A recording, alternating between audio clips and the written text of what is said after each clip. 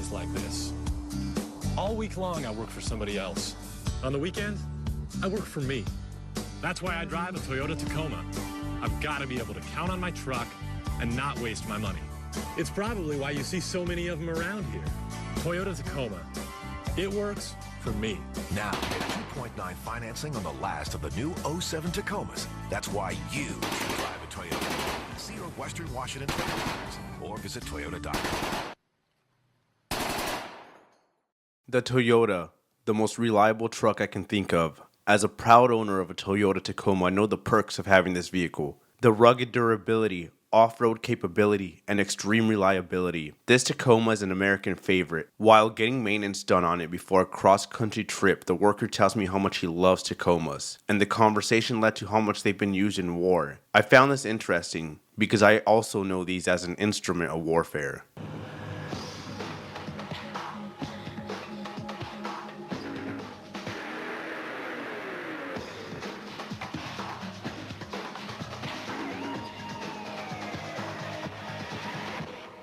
The tallest mountain in North America is 20,320 feet.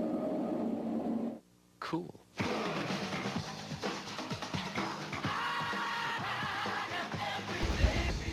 In today's video, we're deep diving and discussing how Toyotas such as Tacomas or Hiluxes are not just everyday drivers, but they're an actual instrument of warfare, used by rural insurgent groups, military forces, drug traffickers, and even terrorist organizations around the world. The Toyota has mysteriously found its way into some of the world's most volatile regions. Its reliability in harsh conditions has made it a favorite not just for adventurers, but for those engaged in conflict. From American special forces to foreign militaries and groups like ISIS, the Tacoma has become more than just a truck. It's an instrument of warfare. They're hard to miss. Packed with ISIS fighters and heavy weapons, Toyota pickup trucks and SUVs are featured prominently in ISIS propaganda. Starting off with the U.S. military, non-standard tactical vehicles, otherwise known as NSTVs, or civilian 4x4 vehicles adapted by use for special operation forces. NSTVs were in particular demand in the early stages of the war in Afghanistan. Members of the Army Special Forces acquired some locally sourced 4x4s for their own use. They were typically Toyota Hilux flatbed pickup trucks in both single and double cab configurations, of the type used by the Northern Alliance and the Taliban. The ubiquity of the vehicles meant that it was relatively easy to source spare parts. It also gave the Special Forces a lower profile as they could better blend in with friendly forces. Locally sourced Toyotas were jury-rigged with machine gun mounts and racks for boxes and ammos and other supplies. As the war progressed, USACOM purchased a number of Toyota Tacomas, mostly four-door dual-cab versions from the US. These were modified at Fort Campbell before being shipped to Afghanistan. Modifications included custom-made mount for a belt-fed machine gun such as an M240 or M249, typically fitted on a roll bar behind the cabin, normal headlights replaced with infrared lamps to be used in conjunction with night vision. All interior and exterior lights were removed or disconnected, such as braking lights, cabin lights, as well as any warning buzzers. Antenna for VHF, UHF, and satellite communications. Blue Force tracker units were added. A winch was installed. Army Special Forces also used a number of Toyota Tacomas and Land Rover Defenders in northern and western Iraq during the initial stages of Operation Iraqi Freedom. These were fitted with mounts for M240s and Mark 19 grenade launchers. Delta Force, as part of Task Force 20, also fielded a number of NTVs, mostly Land Rover Defenders, during the invasion phase of the conflict.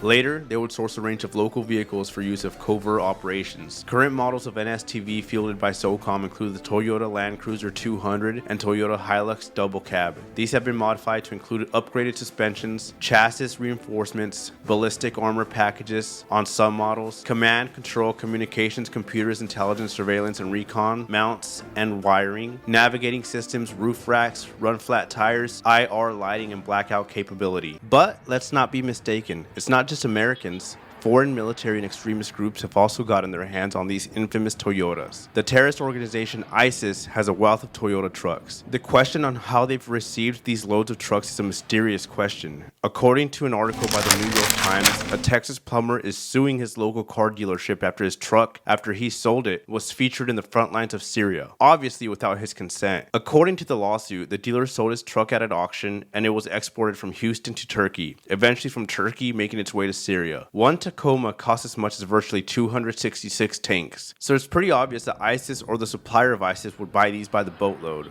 But my question is, who is funding this? How are they getting hundreds of Toyotas? And the videos. Toyota is the truck that jihadists choose when they want to go to war. It's the same thing with Kalashnikovs. That's the rifle that they choose.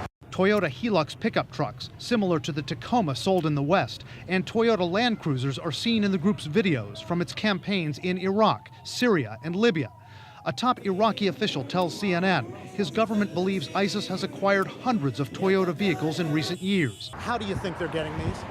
I think they're buying them probably right over the, through formal channels. They're probably going right into the dealerships and purchasing them. They're just not identifying as ISIS. Who would? Jonathan Schanzer, a former terror finance tracker at the Treasury Department, says the Toyota procurement illustrates how... So you mean to tell me a finance tracker from the Treasury's only answer to how ISIS is getting thousands of Tacomas is they're outright buying them from dealerships, and we're simply going to believe it? So the thousands of videos of the thousands of Toyotas I see all over online are simply bought individually by ISIS agents, going to random auctions or dealerships across the road and simply bringing them to ISIS? I don't know about you guys, but that seems particularly suspect. With all the drones and intelligence we have, specifically in the Middle East, we can't point out the influx of Toyotas. I'm going to need a better answer than that. Hello, I'm Bob Isis of Isis Toyota, and we have a great collection of pre-owned certified Toyotas. But there's one thing I want to make very clear, and it's that we have nothing to do with the terrorists over there in the Middle East right now. And that's why we are the good ISIS.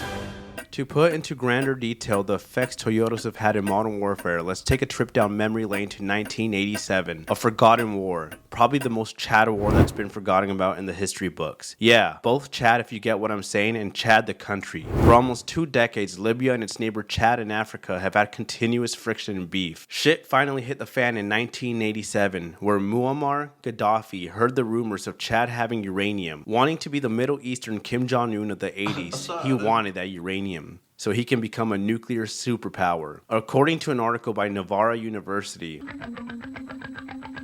on one side, the red corner, we had the Libyan forces coming in at a whopping 8,000 soldiers, 300 T-55 battle tanks, multiple rocket launchers, and regular artillery, Mi-24 helicopters, and 60 combat aircrafts. And on the blue corner were the Chad forces, a couple motherfuckers with Tacomas. Going blow for blow, a force of 5,000 Libyans were defeated, with almost 800 dead infantrymen, 92 destroyed tanks, among many other vehicles. On the Chad side, only 18 soldiers lost their lives, and 3 of the vehicles that were responsible for the turn of events. On the final phase of the Libyan-Chadian conflict is named the Great Toyota War, tribute to the battlefield deployment of roughly 400 armed Toyota Hilux pickup trucks, the tactic that gave Chad their ultimate victory, ultimately making Chad the birthplace of unconventional warfare. The Toyota Tacoma and its counterparts, the Hilux, have evolved far beyond their role as reliable everyday vehicles. Their durability, off-road capability, and adaptability have made them indispensable not just to adventurers and everyday drivers, but also to military forces, insurgent groups, and even extremist organizations worldwide. These trucks have become an unlikely yet crucial tool in modern warfare. From the deserts of Afghanistan to the Toyota War, the widespread use of these vehicles in various conflicts show the brilliance and significance. It's not just your everyday vehicle, but the most underrated instrument of warfare. As always, don't forget to comment, like, and subscribe. Join the Discord channel linked below, where we talk military, getting out the military, transferring universities, and more. Join the network. I hope you enjoyed this video. Till next time, peace!